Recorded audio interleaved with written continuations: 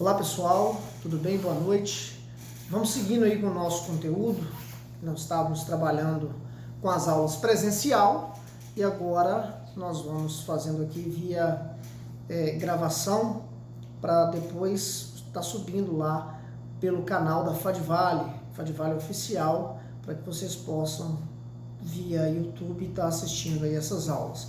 Eu estou sempre à disposição. Estamos mantendo esse contato mais direto com as representantes aí dos nonos períodos para facilitar a nossa comunicação e não ter também um monte de movimentação ou comunicação, às vezes sem uma solução. Então vamos tentar canalizar, mas todos têm o meu acesso. Eu pedi às representantes de turno que disponibilizassem o meu contato, caso alguém precisar fazer o contato comigo, nós estamos aí à disposição.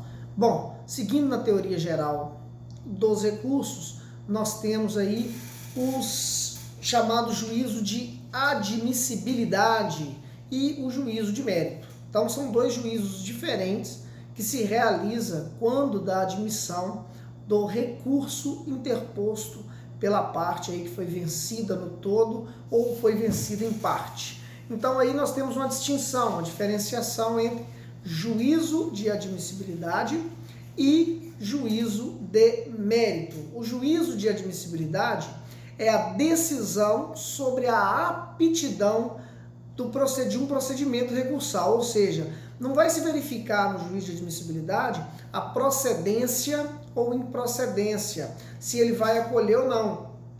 Ele vai analisar ali o juízo, ele vai fazer uma mera análise se o recurso é próprio, se ele foi feito dentro do prazo, se as custas necessárias foram recolhidas, ou seja, ele está devidamente preparado, ele seguiu a forma como ele deve ser feito, ele adotou a forma determinada, e isso tem uma importância muito grande, porque a não admissão do seu recurso, por falta de um dos pressupostos, faz com que nem seja analisado o mérito do recurso, ou seja, se cabe ou não a reforma daquilo que se pretende através da via recursal. Já no recurso, no exame do mérito da via recursal, já teríamos ultrapassado essa fase de admissibilidade, ou seja, após a análise verificou-se que o seu recurso é admitido, portanto ele vai ser apreciado, e aí vai se analisar o mérito. No primeiro caso, que é o juízo de admissibilidade, ele vai dizer se é admissível ou inadmissível o seu recurso. No segundo caso, que é o juízo do mérito, que é a análise do mérito propriamente dito do seu recurso, vai se dizer se ele é procedente ou se ele é improcedente. Então, em muitos casos, o seu recurso é admitido, mas não é procedente, ou não provido, usa muito essa expressão, ou ele não vai ser sequer admitido. Então, o juízo de admissibilidade é sempre preliminar ao juízo de mérito. Então, a solução do primeiro vai determinar o exame ou não do segundo. Importante a gente estar fazendo, eu vou estar fragmentando esses vídeos no máximo em 10, 12 minutos, viu pessoal? Para que ele possa caber lá no sistema, ficar mais fácil da gente poder fazer a transmissão, a fim de que vocês possam fazer o acompanhamento, tá certo? Bom, algumas generalidades sobre o juízo aí de admissibilidade. O juízo de admissibilidade ele pode ser positivo ou negativo. Quando que ele vai ser positivo? Quando se conhece ou se admite o recurso, passando então a análise do mérito. Ele vai ser negativo quando não se admite o recurso. Verificou-se lá, por exemplo, que o seu recurso foi interposto fora do prazo. Então, o seu recurso sequer será admitido para análise. Os recursos são interpostos aí perante o órgão que proferiu a decisão recorrida, ressalvado o agravo de instrumento. Então, todos os recursos, com a ressalva do agravo de instrumento, ele vai ser protocolizado diretamente no juízo que proferiu a decisão que você pretende reformar, certo? Com exceção do agravo de instrumento, que ele é distribuído diretamente perante o tribunal que vai analisar se reforma ou não aquela determinada decisão interlocutória, no caso do agravo. o exame de admissibilidade é realizado pelo juízo ad quem. Isso é importante porque no Código de Processo Civil anterior, que é o de 73, esse juízo, esse primeiro juízo de admissibilidade já era feito pelo juízo ACOR, agora não mais. Então, o juízo ACOR simplesmente recebe o recurso, intima a outra parte para que, querendo, contrarrazoe o recurso, após isso, remete o recurso para o tribunal. Nós estamos falando de processo físico. Na parte do processo eletrônico vai funcionar de igual modo, só que por meio eletrônico. E aí não há juízo de admissibilidade pelo juízo ad quem, e sim no juízo ACOR. Agora, os recursos, com exceção aí dos recursos extraordinário e recurso especial, que vão fugir essa regra, porque o juízo ACOR ele faz o exame de admissibilidade.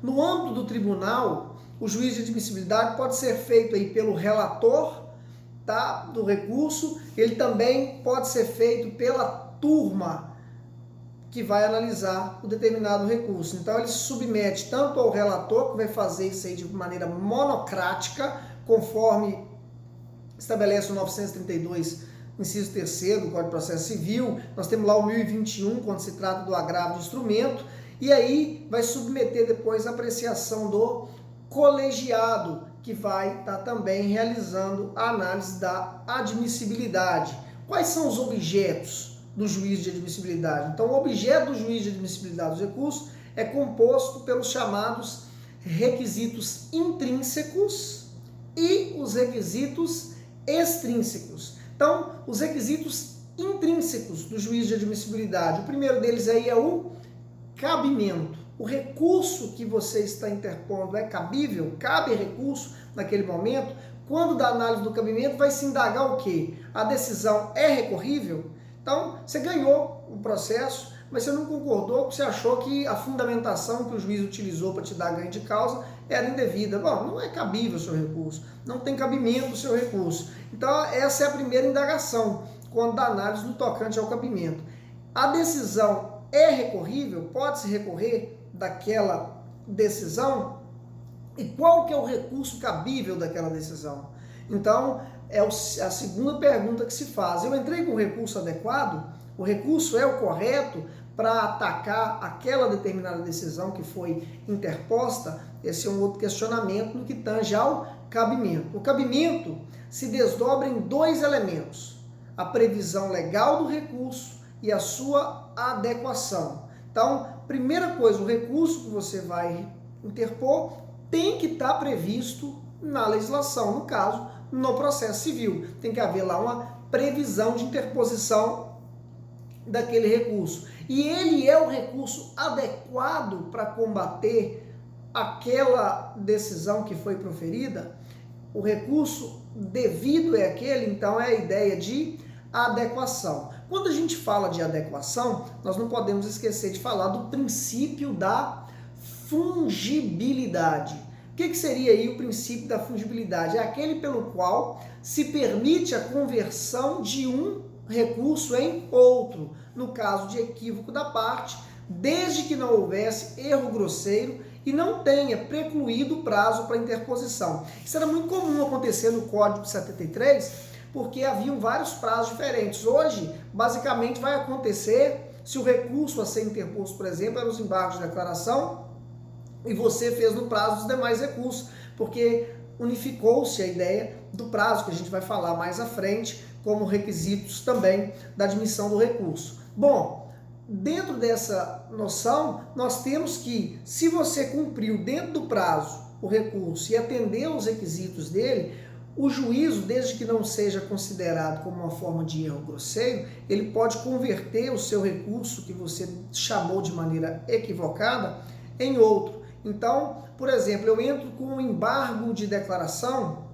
dentro de 5 dias, que é o prazo dele, mas na realidade eu teria que entrar com um agravo interno dentro do tribunal. Não era o caso de embargo de declaração. Vai haver, possivelmente, uma conversão com a aplicação do princípio da fungibilidade. O meu recurso foi interposto dentro do prazo correto, inclusive de forma até antecipada, porque eu teria 15 dias para entrar com o agravo interno e entrei com os embargos de declaração, ele vai ser recebido normalmente. É uma possibilidade de se aplicar. Então, trata-se de aplicação específica do princípio chamado princípio da instrumentalidade das formas. É necessário aí a existência de dúvida objetiva quanto ao cabimento do recurso, ou seja, existiu uma dúvida razoavelmente aceita. O juiz vai analisar, peraí, aqui não tem como você ter errado, o recurso era esse, exatamente esse, pode ser que não seja aplicado aí o princípio da fungibilidade. Então, é preciso, conforme nós já dissemos, que haja o chamado erro grosseiro. O que seria o erro grosseiro? Tens por erro grosseiro a situação em que nada se justifica a troca de um recurso por outro, pois não há qualquer controvérsia contra o determinado tema. O juiz sentenciou, decisão de mérito, final, ele acabou ali com a sua jurisdição, você inconformado com a decisão, teria que entrar com apelação para o Tribunal de Justiça competente, você entra com agravo de instrumento. Não tem dúvida, não dá para ter dúvida com relação a isso. Esse recurso, por exemplo, possivelmente não será aplicado sobre ele o princípio da fungibilidade. E aí, como eu disse, a questão do prazo já não vai ser mais tanto o problema, em razão da ideia de unificação. Bom, eu vou parar por aqui, pessoal, para não ficar muito alongada a nossa fala, e já vou disponibilizar esse vídeo para vocês terem acesso lá via o portal Fadivale. Um abraço para todos, fiquem com Deus.